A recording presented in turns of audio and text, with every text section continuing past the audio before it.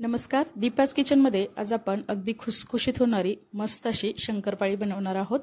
त्यासाठी शंकरपाळी बनवताना लाटण्याची पद्धत तसेच त्याचं योग्य असं प्रमाण या सर्व गोष्टी मी या व्हिडिओमध्ये सांगितलेल्या आहे। त्यामुळे तुमची शंकरपाळी अगदी पहिल्याच प्रयत्नात अगदी परफेक्ट अशी बनली जाते। चला तर मग आपण वेळ न घालवता मस्त एकदम खुसखुशीत होणारी शंकरपाळी बनवूयात। शंकरपाळी बनवण्यासाठी गॅसवरती एक पातेले ठेवलेलं आहे। त्यामध्ये अर्धी वाटी वितळलेला डालडा किंवा वनस्पती तूप याला तुम्ही म्हणू शकता ते घेतलेलं आहे। त्याच वाटीने अर्धी वाटी इतकं त्यामध्ये पाणी घालायचं आहे। पाण्याऐवजी तुम्ही ते दूध सुद्धा वापरू शकता। तसेच त्याच वाटीने मी 1 वाटी इतकी पिठी साखर घातलेली आहे। आता थोडंसं त्याला हलवून घेऊयात। गॅस अगदी बारीक आहे, फक्त साखर विरघळेपर्यंतच अगदी कोमट होईपर्यंतच हे पाणी थोडंसं आपण गरम करून घ्यायचं आहे। इथे तुम्ही बघू शकता आपलं साखर पूर्णपणे पाण्यामध्ये विरघळलेली आहे।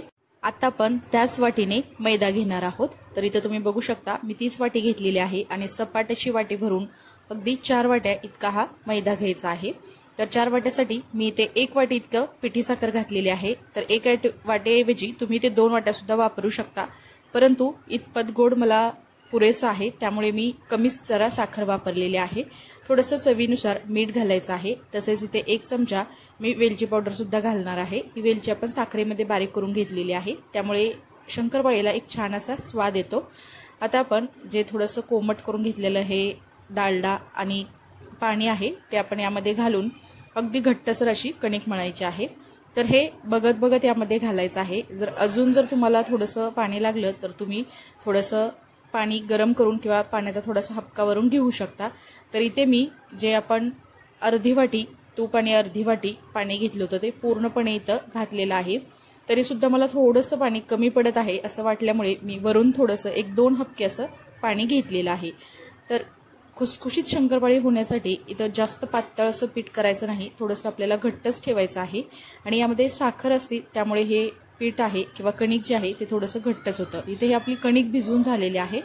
अगदी झाकून अगदी 5 मिनिटाकरता आपण असंच याला भिजत ठेवूयात। एक 5 मिनिटानंतर तुम्ही ते बघू शकता, याला जास्तही भिजवण्याची गरज नाही, तुम्ही डायरेक्ट जरी शंकरपाळी केली तरी सुद्धा चालू शकतं। तर आता थोडंसं परत एकदा घोळून घेतलेलं आहे। तर याचे आपण 2 गोळे करून घेऊयात। तर इथे मी अगदी पाव किलो इतकाच हा मैदा वापरलेला आहे। पाव किलो प्रमाणातच आज आपण ही खुसखुशीत अशी शंकरपाळी बनवतोय। तर इथे थोडंसं गोळा एक मळून घेतला। आता आपण याला लाटून घेऊयात। तर आज आपण शंकरपाळी करत असताना 2 प्रकारे आपण याची शंकरपाळी बनवणार आहोत। तर सुरुवातीला जो गोळा आहे तो असा एक पूर्णपणे लाटून घ्यायचा आहे। त्यानंतर थोडासा बऱ्यापैकी लाटला गेला की याचे आपण एक रोल बनवून घेऊयात। त्यामुळे अगदी पदर सुटलेली आणि एकदम खुसखुशीत अशी मस्त अशी शंकरपाळी बनली जाते। तर इथे बघू शकता इतपत मी लाटलेला आहे आणि आता असा याला रोल बनवून घेऊयात। आणि आता अजून एकदा याला अशी घडी घालूयात आणि आता असाच याला चौकोनी आकारामध्ये आपण थोडंसं लाटून घेऊयात। तर खुसखुशीत शंकरपाळी होण्यासाठी आपण थोडीशी याला जाडसरच ठेवायची आहे, जास्त पातळही लाटायची नाही, नाहीतर तुम्ही पातळ जर शंकरपाळी लाटली तर ती थोडीशी कडक होण्याची शक्यता असते। तर इथं तुम्ही बघू शकता अगदी मी चौकोनी आकारामध्ये त्याला थोडंसं जाडसर असं लाटून घेतलेलं आहे।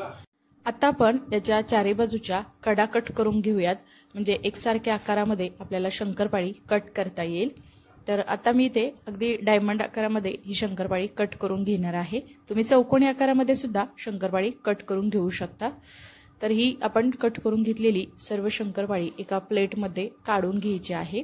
आणि तुम्ही याची थिकनेस सुद्धा बघू शकता, मी थोडीशी जाडसरच ठेवलेली आहे आणि या सर्व शंकरपाळ्या आपण काढून घेतलेल्या आहेत। आता आपण अगदी दुसरा गोळा सुद्धा वेगळ्या पद्धतीने थोडासा लाटून घेणार आहोत। तर सुरुवातीला त्याला असं प्लेन असं लाटून घ्यायचं आहे। त्यानंतर आता आपण याला चारी बाजूने रोल न करता चारी बाजूने आपण याला फोल्ड करून घेणार आहोत। तुम्ही असं केलं तरी सुद्धा शंकरपाळ्याला भरपूर असे पदर सुटले जातात। आता इथं तुम्ही बघू शकता मी असं याला आता चौकोनीच आकारामध्ये परत एकदा लाटून घेणार आहे आणि ही सुद्धा पोळी आपण जाडसरच लाटायची आहे। तर अगदी लाटून घेतल्यानंतर याच्या सुद्धा आपण पहिल्याप्रमाणेच चारी बाजूच्या कडा थोड्याशा कट करून घ्यायच्या आहेत, त्यामुळे व्यवस्थित असा याला आकार येईल। आणि आता ही शंकरपाळी मी अगदी चौकोनी आकारामध्ये कट करून घेणार आहे। चला तर मग आपण चौकोनी आकारामध्ये याला कट करून घेऊयात।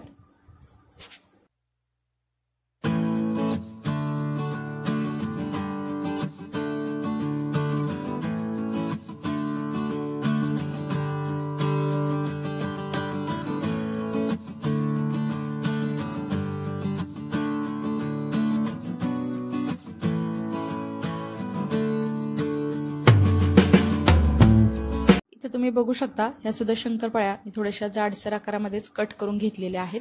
आता आपण याला तळून घेऊयात। त्यासाठी मी गॅसवरती कढईमध्ये तेल गरम करायला ठेवलेलं आहे। तेल आपण मध्यम आचेवरती गरम करून घेतलेलं आहे। त्यामध्ये आपण ह्या तयार करून घेतलेल्या शंकरपाळ्या घालूयात। तर सुरुवातीला मी चौकोनीच्या शंकरपाळ्या कट करून घेतलेल्या आहेत, त्या तळून घेणार आहे।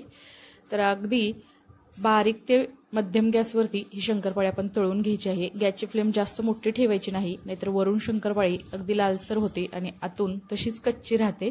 त्यामुळे कधीही शंकरपाळी मध्यम गॅसवरती आपण सतत हलवत तळायची आहे। तर इथं बघू शकता त्याला असे मस्त असे पदर सुटायला सुरू झालेले आहेत आणि आता आपण अगदी लालसर रंगावरती ही शंकरपाळी तळून घेणार आहोत। त्यामुळे अगदी खुसखुशीत अशी ती बनली जाते।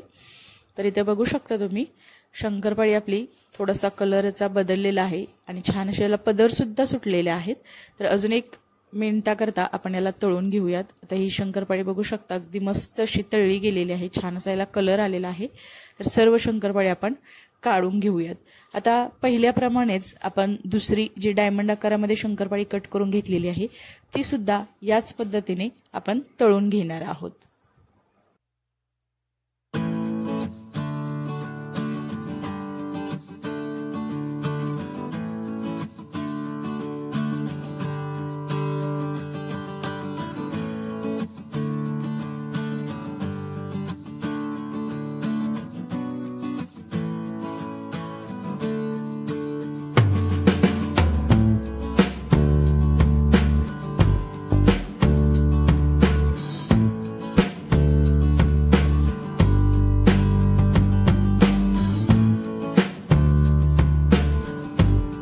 अशा प्रकारे आपली सर्व शंकरपाळी इथे तळून झालेली आहे। तुम्ही बघू शकता अगदी टम्मशी फुगलेली आहे, याला भरपूर असे पदर सुटलेले आहेत आणि जी थिकनेस सुद्धा इथे तुम्ही बघू शकता। तर अगदी खुसखुशीत सुद्धा बनली गेलेली आहे। तुम्हाला जर ही रेसिपी आवडली असेल तर तुम्ही सुद्धा या पद्धतीने नक्की शंकरपाळी करून बघा, अगदी झटपट तयार होते आणि मस्त बनली सुद्धा जाते।